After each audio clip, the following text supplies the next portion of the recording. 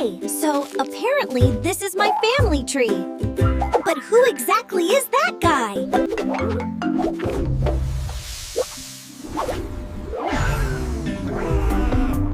Okay guys, welcome back again to the another video of the series.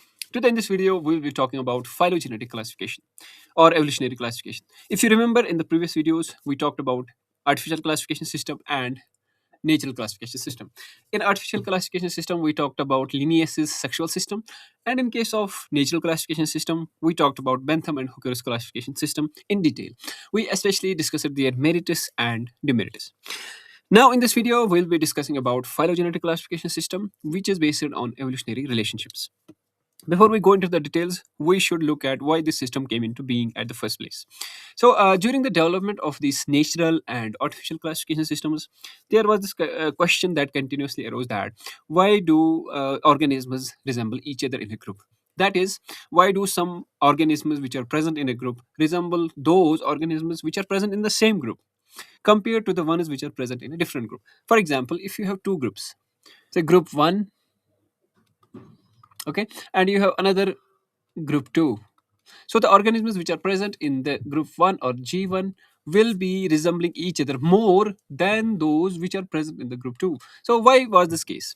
A natural system classified organisms based on overall similarities, but there was no answer to this question: that why do these organisms which are present in a particular group resemble each other?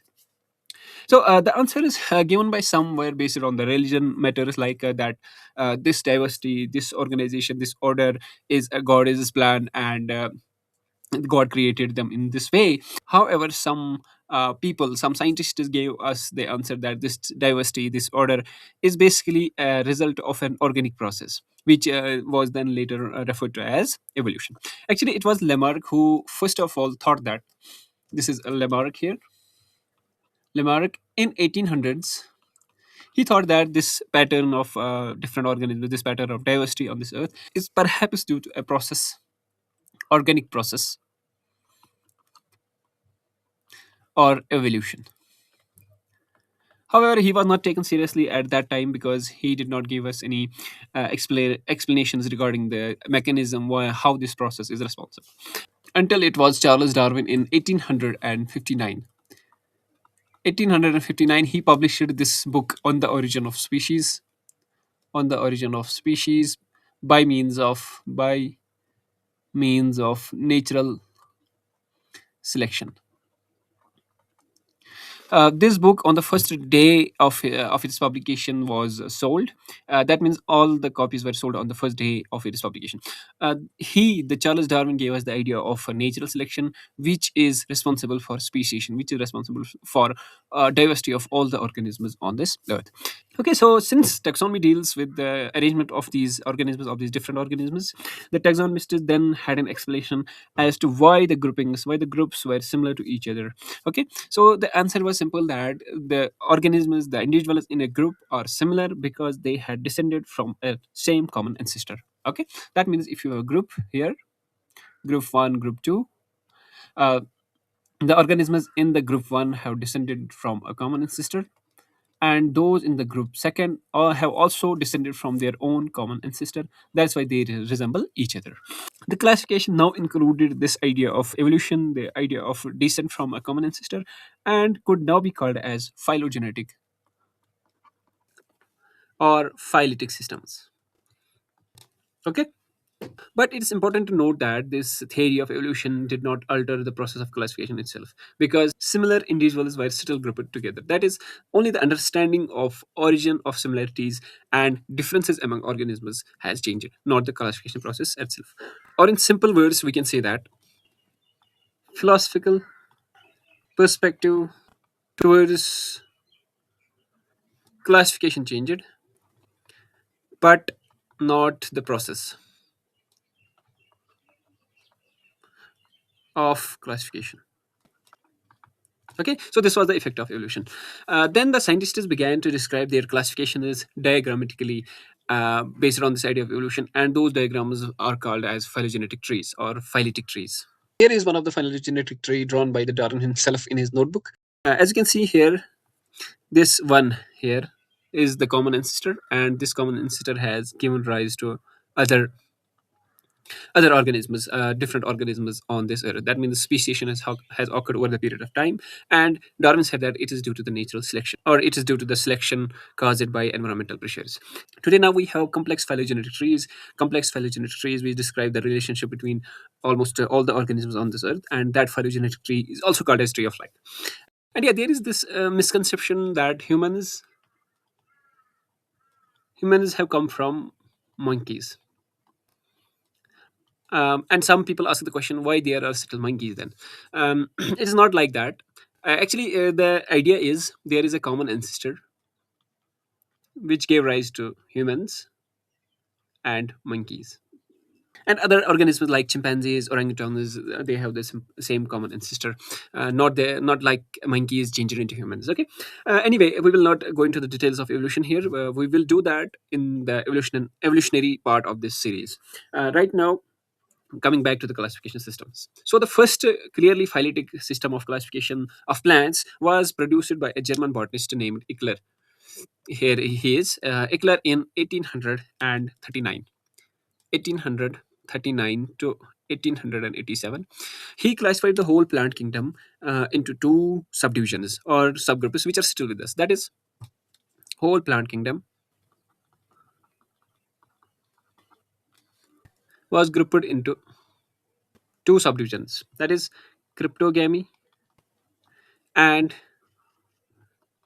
phanerogamy. Okay. And this cryptogamy included organisms which did not produce seeds, which do not produce seeds, no seeds, no seed producers. And these phanerogams produce seeds. The cryptogamy included thallophyta, bryophyta, and pteridophyta, while as phanerogamy includes gymnosperms and angiosperms.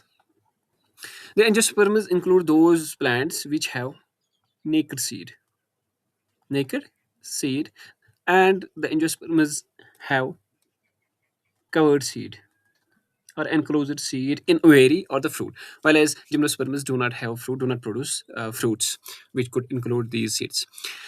In case of thallophyta, it included algae and fungi.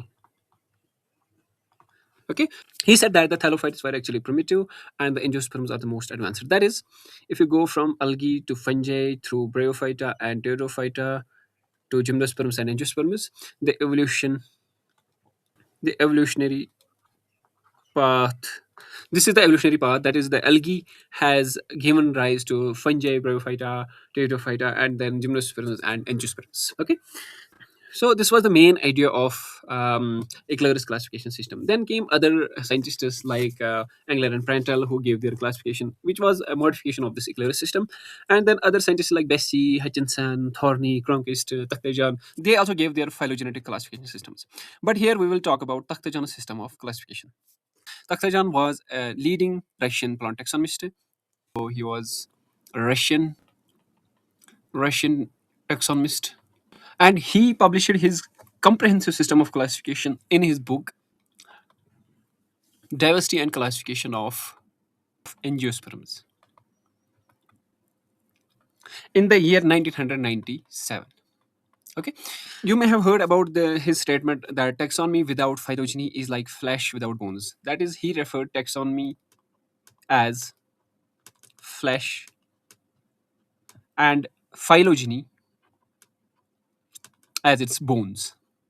Okay, so if you think of taxonomy as an individual or an organism, it is supported on the bones which are actually phylogeny. Okay, um, Takhtajan believed in the monophyletic origin of angiosperms. He said that the angiosperms evolved from a monophyletic group of seed ferns, or which are called Ligonopteridophyta. Ligonopteridophyta. Okay, and he said that these angiosperms arose as an adaptation to the environmental stress, especially to the seasonal droughts happening in the monsoon climate areas. That is, in monsoon climate areas, these angiosperms evolved as an adaptation to seasonal droughts. to seasonal, drought is in monsoon areas, monsoon climate areas. Okay, and he said that the angiosperms evolved on the rocky hills where this seasonal drought was more prominent. Okay, according to him, angiosperms are of neotenous origin. Okay, neotenous origin, neotenous origin. What do we mean by this? Let me pull it up a bit. So neoteny is a phenomenon where we find juvenile features in the adult plant. He said that the primitive angiosperms represent the juvenile stages of seed furnace. That is, he explained this by the leaves of these primitive angiosperms. He said that the entire marginate, simple, and pinnately veined leaves of primitive angiosperms like magnolia. Okay, these leaves represent the juvenile stages of frond-like leaves here, frond-like leaves in seed furnace. If you zoom in a single frond here, it looks like this. If you look carefully into these, you can see a striking similarity between the two that Takhtajan was talking about. So, in the juvenile frond of seed furnace, you see a midrib, and in the leaf of a primitive angiosperms, you also see a midrib, and you can see the pinnate venation in this juvenile fronds. Okay, similar to the leaf of a primitive angiosperm. This is what Takhtajan called as neotenous origin of angiosperms. Actually, Takhtajan used a number of criteria based on the understanding of the available information that was present at the time. And he concluded some important factors. Some of the major conclusions of the Takhtajan are, he said that the evergreen forests, evergreen trees and shrubs were actually primitive angiosperms, and the deciduous habit is actually the advanced habit of the angiosperms. So evergreen shrubs and trees are primitive and the deciduous trees are advanced. Primitive, the deciduous trees are advanced. Okay. The second conclusion was that the simple leaves with entire margin, as you can see here, are primitive, while as these pinnately lobed leaves, for example, of oak, chinar, are actually advanced. Okay. So he said the primitive leaf was without any these lobes. Okay. The third conclusion was that he said that tracheids, which are present usually in gymnosperms, are primitive, and then these evolved into vessels, which are present in gymnosperms. Vessels are present in gymnosperms. Okay, these tracheids and vessels are actually part of xylem. Okay, xylem, which is the water-conducting tissue of plants. This was the third conclusion. Then he also concluded that the cymose type of inflorescence, which terminates into a flower, okay, is actually primitive. The cymose type of inflorescence is primitive, and the racemose, which keeps on growing and growing where there is no termination of inflorescence into flower, is advanced trait in angiosperms. Okay, conclusion number 5 was the moderate sized flowers are primitive. For example, which are found in Digenria is considered as the most primitive by this Takhtajan, and the large flowers are advanced. Large flowers are advanced, as found in Nymphaceae and Magnolia. Okay, then he said that the trilacunar nodal structure is primitive, while as the unilacunar nodal structure is advanced. Okay, what do we mean by trilacunar nodal structure? You know that at nodes where usually branch buds off. Okay, suppose this is the stem and this is the branch. So the stem, vascular supply from this main stem is then given to this branch. And at this very node here, there are gaps in the continuity of the vascular cylinder which goes from bottom to up. Okay, and those are called leaf gaps. Okay, and the vascular supply given to the branch and the vascular supply given to the leaf or branch is called as leaf trace. Okay, so leaf trace is vascular supply given to the branch or leaf. Okay, and the gap that is present in this, in the continuity of vascular cylinder, is called leaf gap. Okay, so it's the gap, main vascular cylinder. Okay, so he said that the nodal structure, it is the node at which we have three leaf gaps, is primitive, and the one where we have one leaf gap with one leaf trace is actually advanced character in angiosperms. Okay, this was one of the conclusions of Takhtajan. And he also said that the petals in flowers have dual origin. So it's W here, okay, not B. So the petals in flowers have dual origin. That means one from the bracteus, and in another line, the flowers have developed from stamens. He said that this evolutionary path happened in magnolia, and this one happened in Caryophyllaceae or Caryophyllales. Okay, so he also concluded this, that the petals in the flowers have dual origin. Moreover, he also said that the early angiosperms have spirally arranged perianth. We already talked about this. What do we mean by perianth? Perianth is actually the combination of sepals and petals. And he also said that in case of advanced families, there is distinct sepals and petals. In perianth, there is no distinction. No distinction. Usually, we say there is no distinction between sepals and petals, and each individual whorl is called as tepal. Okay, so he said that the perianth, where there is no distinction between sepals and petals, is actually a primitive feature, whereas the distinctive sepals and petals are found in advanced angiosperms. Okay, he also said the number ninth conclusion of Takhtajan is, he said that the monocolpate pollen grain is primitive. This is primitive, and the tricolpate pollen grain is actually advanced. Tricolpate means where we have three silitis, one, two, and three. Whereas in case of monocolpate, we have a single cilet in the exine. You may know that in pollen grains, let me pull it up a bit. Okay, in pollen grains, we have two walls. One is called intine, and the outer wall is called exine. Okay, and in exine, suppose this is the exine of a of a pollen grain, and in the exine there is a discontinuity in the exine, which is called as aperture. This aperture or the pollen aperture is a place where this pollen grain usually germinates, while this from where the tube comes out after pollination. Okay, so based on whether this aperture is present or not in a pollen grain, we have two types of pollen grains. Pollen grains are of two types. Based on whether this aperture, whether this discontinuity is present in the exine or not, we have two types of pollen grains. One is aperturate. Aperturate means where this pollen grain is, this aperture is present, while as the other type is inaperturate. Okay, where this aperture is missing. So the aperturate pollen grain could be porate, where we have a simple pore in the exine. Okay, it could be palpate, where we have a cilet, as we already saw above. Here there is a cilet.